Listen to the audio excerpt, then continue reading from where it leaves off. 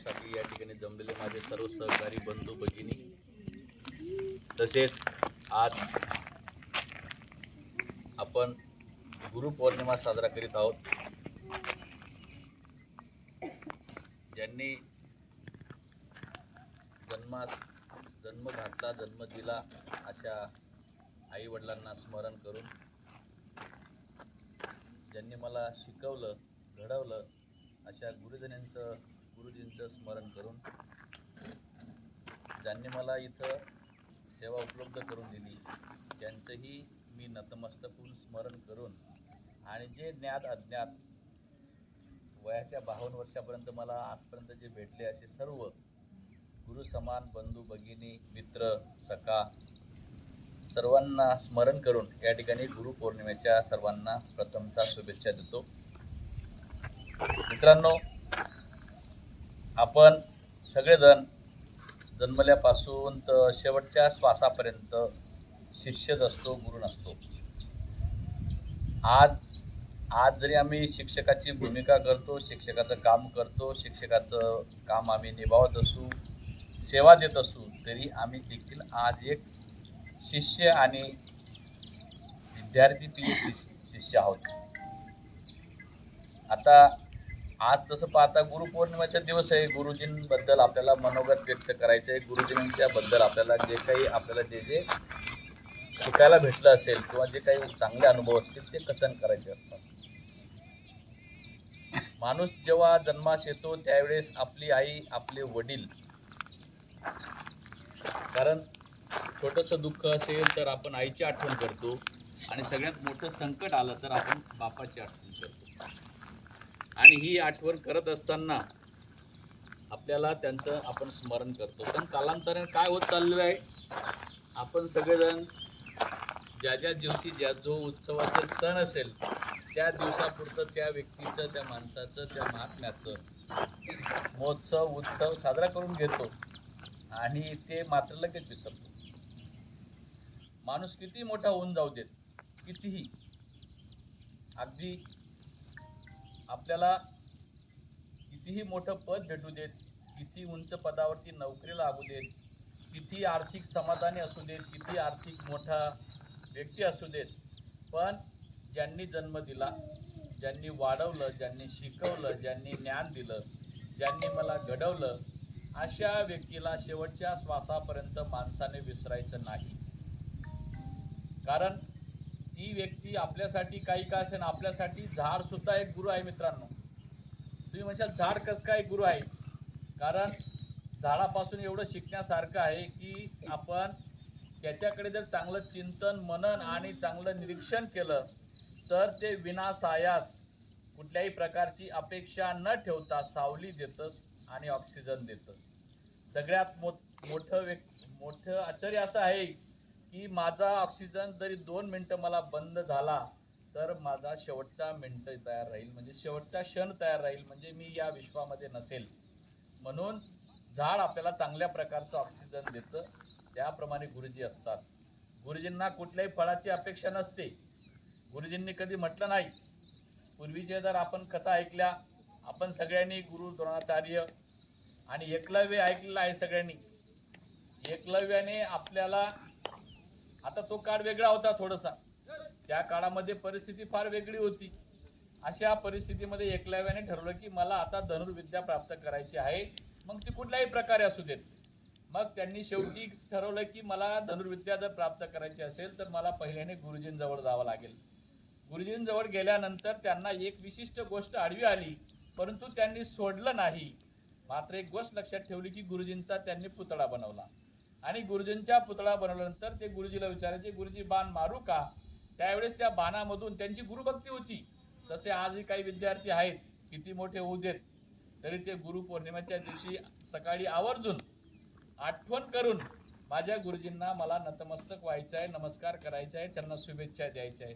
शुभेच्छा दिल्याने गुरुजीचं आयुष्य वाढणार नाही, गुरुजी जाडा मोठा वजन वाढणार नाही, उंची वाढणार नाही, पण गुरुजीला एक माहीत आहे की मी या भारत देशामध्ये राहतो, महाराष्ट्रात राहतो, आणि मी जो शिकवलेला, ज्याला मी अध्यापनाचे धडे दिलेले आहेत, असा तो विद्यार्थी त्याने ते धडे कायमस्वरूपी हृदयामध्ये ठेवलेलं असतं. म्हणून तो शिष्य तो विद्यार्थी त्या गुरुजींना गुरुपौर्णिमेच्या दिवशी शुभेच्छा देत असतो. तर या ठिकाणी त्या एकलव्याने विचारलं गुरुजींना, गुरुजी बाण मारू का? तर त्यातून त्या गुरुजीचा ध्वनी म्हणजे त्या पुतळ्यातून गुरुजींचा आवाज आला, ध्वनी निघाला की आता तू बाण मार. म्हणजे एवढी गुरुभक्ती होती.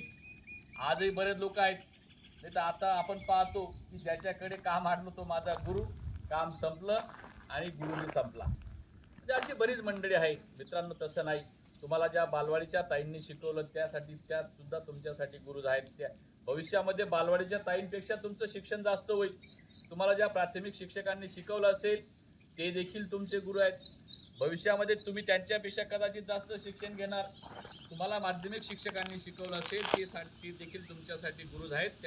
तुम्ही त्यांच्यापेक्षा लहानच आहात. म्हणून एक लक्षात ठेवायचं, मी माझ्या जीवनामध्ये बऱ्याचशा गोष्टींचा प्रत्यय घेतलेला आहे. मी ज्या गुरुजींच्या हाताखाली शिकलो, ज्या गुरुजींनी मला शिकवलं, ते गुरुजींना माझ्यासोबत आणि माझ्या समवेत काम करण्याची संधी मिळाली की त्यांची काल त्या दिवशी ताट झाली की नाही, माझा शिष्य, माझा विद्यार्थी माझ्यापेक्षा जास्त काम करतो आणि मला याच्याबरोबर काम करण्याची संधी भेटली. म्हणजे सांगायचं तात्पर्य हे आहे मित्रांनो की आपले गुरु हे आपल्यापेक्षा श्रेष्ठच असतात. असू देत, काही असू देत, पण गुरुजींच्या मनामध्ये द्वेष भावना राखणं ही जर पाहिलं तर आध्यात्मिकदृष्ट्या मोठं महापाप आहे आणि ते महापाप आपल्याला लागल्याशिवाय राहत नाही. तुम्ही म्हणशाल की शाळेमध्ये पाप आणि पुण्याचा काय विषय आला? नाही, शाळेमध्ये संस्काराचे धडे दिले जातात आणि ते संस्कार जे असतात ते गुरुजींपासून मिळतात. परंतु कालांतराने गुरुजी सगळे चांगले संस्कार देतात, परंतु आपण ते संस्कार विसरतो, गुरुजींना विसरतो.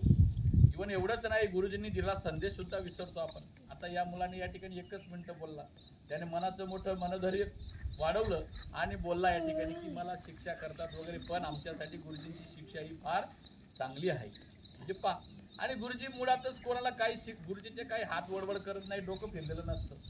कारण तुम्हाला चांगलं वळण लागावं, तुम्हाला चांगलं तुमचं सगळं तुम्ही नीट घडावं, याच्यासाठी आपण ते गुरुजी तुम्हाला शिक्षा करत असतात, रागवत असतात. मला सांगा, आदल्या दिवशी ज्या मुलाला मारलं त्या दिवशी तो शिक्षक लगेच त्या विद्यार्थ्याला बोल, अरे इकडे रे बाळा.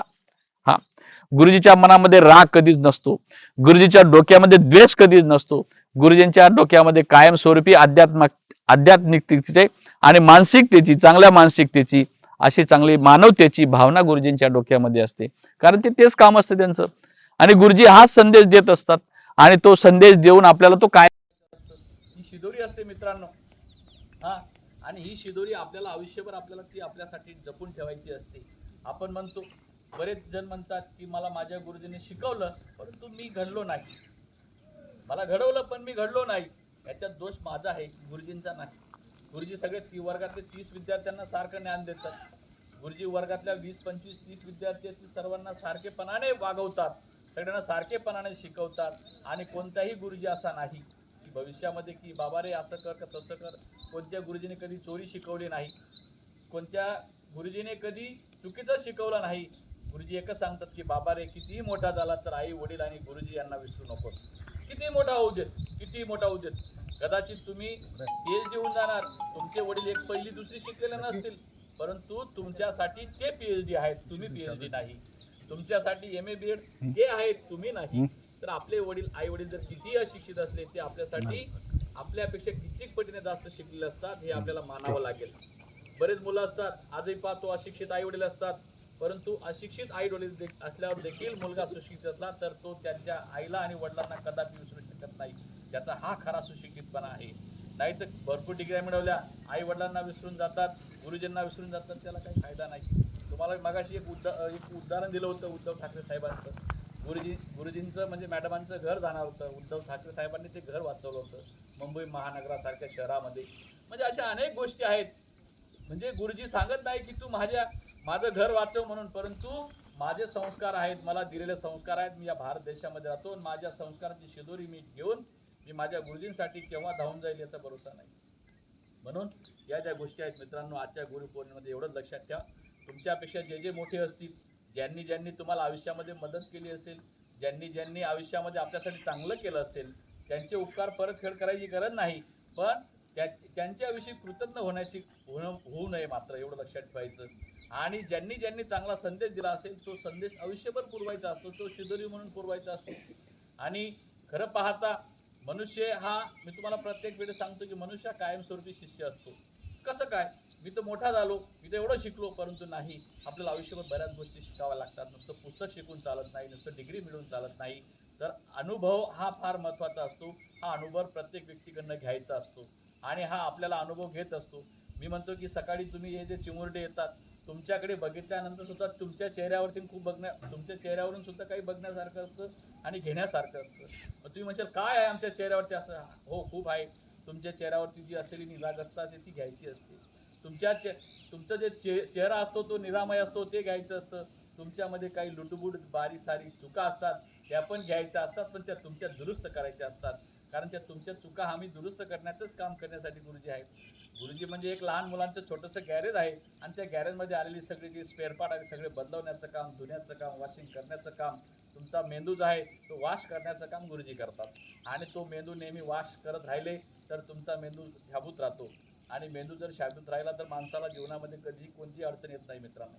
आणि लक्षात ठेवायचं, जीवनामध्ये शिस्त, संयम, नम्रता याला फार महत्त्वाचं आहे. म्हणून आपण शिस्तीने राहायचं, संयमाने राहायचं, नम्रतेने वागायचं.